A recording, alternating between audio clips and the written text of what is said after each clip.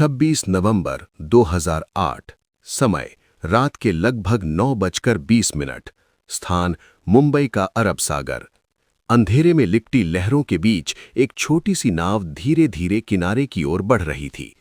हवा में ठंडक थी, लेकिन उस नाव में बैठे चेहरों पर किसी भी तरह की घबराहट नहीं थी। ये कोई साधारण यात्रा नहीं थी, बल्कि एक ऐसी साजिश की शुरुआत थी जो कुछ ही घंटों में पूरे देश को हिला देने वाली थी। पाकिस्तान से आए 10 हथियारबंद आतंकवादी, जिनके हाथों में AK-47, ग्रेनेड और RDX था, अपने मिशन के अंतिम पड़ाव पर पहुंच चुके थे। उनके चेहरों पर एक अजीब सी खामोशी थी, जैसे उन्हें पहले से पता हो कि आने वाली रात इतिहास के सबसे काले अध्यायों में दर्ज होने वाली है। ये है ताज होटल की जंग की सच्ची कहानी। उसी समय मुंबई शहर अपनी राजमार्ग की जिंदगी में व्यस्त था। ताजमहल पैलेस होटल, जो अपनी भव्यता और शान के लिए दुनिया भर में मशहूर था, रोशनी से जगमगा रहा था। विदेशी मेहमान, कारोबारी लोग और आम नागरिक इस ऐतिहासिक इमारत के अंदर अपनी शाम का आनंद ले रहे थे। किसी को जरा सा भी अंदाजा नहीं था कि कुछ ही मिनटों में ये जगह एक जंग का मैदान बन जाएगी।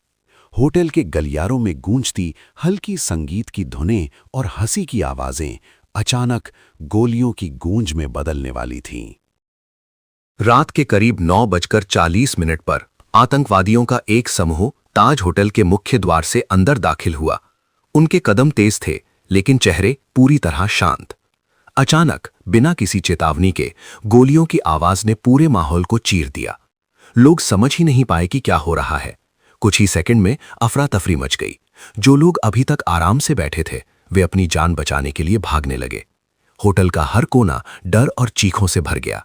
अजमल कसाब और उसके साथियों ने बिना किसी रहम के हर उस इंसान को निशाना बनाया जो उनके सामने आया। जैसे जैसे समय बीतता गया, स्थिति और भी भयावह होती गई। आग की लपटें होटल की ऊपरी मंजिलों तक पहुंचने लगी।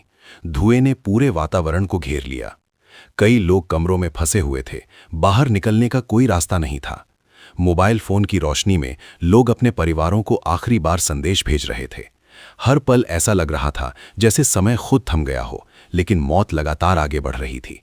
इस बीच मुंबई पुलिस और ATS प्रमुख हेमंत करकरे को इस हमले की जानकारी मिल चुकी थी और वे बिना समय गंवाए घटनास्थल की ओर बढ़ चुके थे। रात गहराती जा रही थी, लेकिन हमला थमने का नाम नहीं ले रहा था। आतंकवादी होटल के अलग अलग हिस्सों में फैल चुके थे, जिससे उन्हें ढूंढना और भी मुश्किल हो गया था। हर कमरे, हर गलियारे में खतरा छुपा हुआ था। पुलिस बल सीमित संसाधनों के साथ इस अनजान दुश्मन का सामना कर रहा था। गोलियों की आवाजें और विस्फोट लगातार गूंज रहे थे। इस अराजकता के बीच कुछ होटल कर्मचारी अपनी जान की परवाह किए बिना मेहमानों को सुरक्षित निकालने में लगे हुए थे, मानो उनके लिए अपनी ड्यूटी ही सबसे बड़ी जिम्मेदारी थी। अगले दिन 27 नवंबर की सुबह स्थिति और भी गंभीर हो चुकी थी। पूरे देश की नजरें अब मुंबई पर टिकी थीं। टीवी चैनलों पर लगातार लाइव प्रसारण हो रहा था। हर कोई जानना चाहता था कि आखिर ये हमला कब खत्म होगा। इसी बीच भारत सरकार ने राष्ट्रीय सुरक्षा गार्ड यानी NSG कमांडो को दिल्ली से मुंबई भेजने का फैसला लिया। ये वही ब्लैक कैट कमांडो थे जिन्हें सबसे खतरनाक परिस्थितियों में काम करने के लिए प्रशिक्षित किया जाता है। उनके आने से उम्मीद की एक किरण जरूर जगी, लेकिन चुनौती अभी भी उतनी ही बड़ी थी। जब NSG कमांडो ताज होटल के अंदर दाखिल हुए, तो उन्हें हर कदम पर मौत का सामना करना पड़ रहा था। धुएं से भरे कमरे, अंधेरे गलियारे और हर कोने में छुपे आतंकवादी, ये किसी भी ऑपरेशन को बेहद जटिल बना रहा था। फिर भी कमांडो एक एक करके हर मंजिल को सुरक्षित करने में जुट गए। उनके चेहरे पर थकान जरूर थी, लेकिन हौसला अडिग था। हर बचाई गई जान उनके मिशन को और मजबूत बना रही थी। यह सिर्फ एक ऑपरेशन नहीं था, बल्कि एक जंग थी, आतंक के खिलाफ, डर के खिलाफ।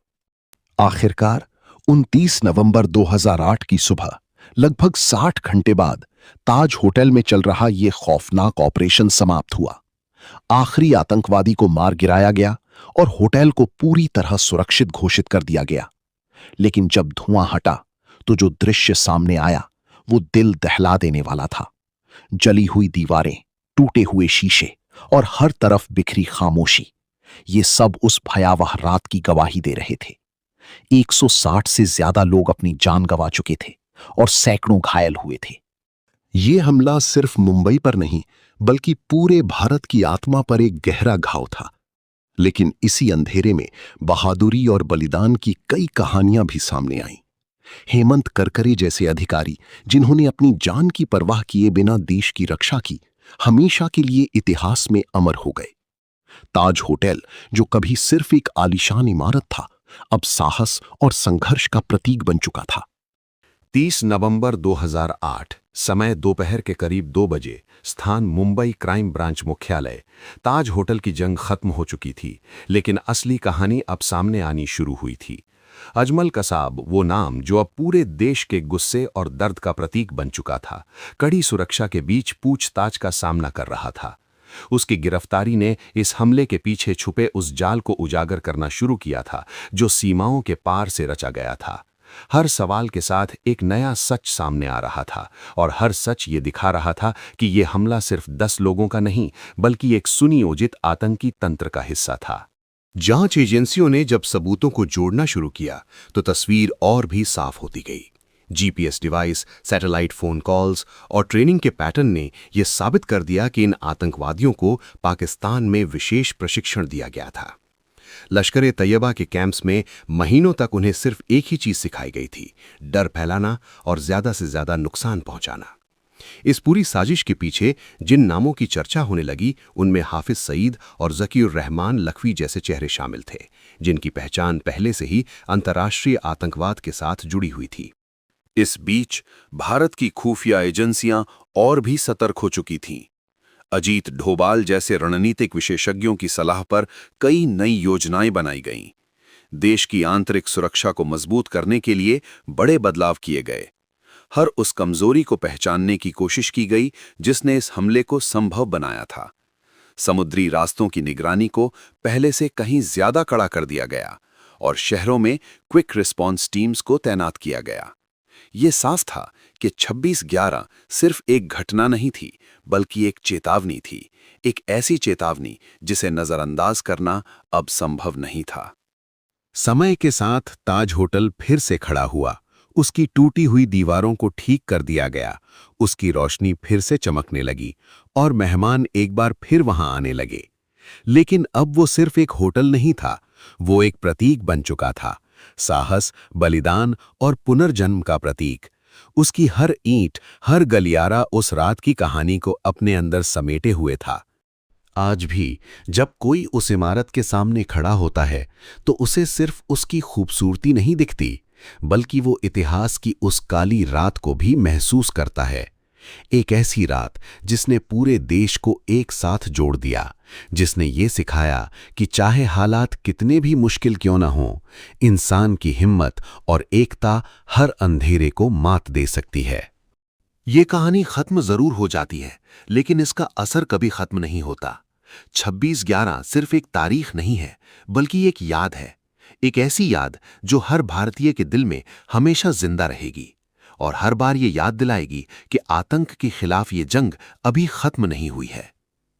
इसी तरह का वीडियो देखने के लिए हमारे चैनल को सब्सक्राइब करें और बेल आइकन को जरूर प्रेस करें।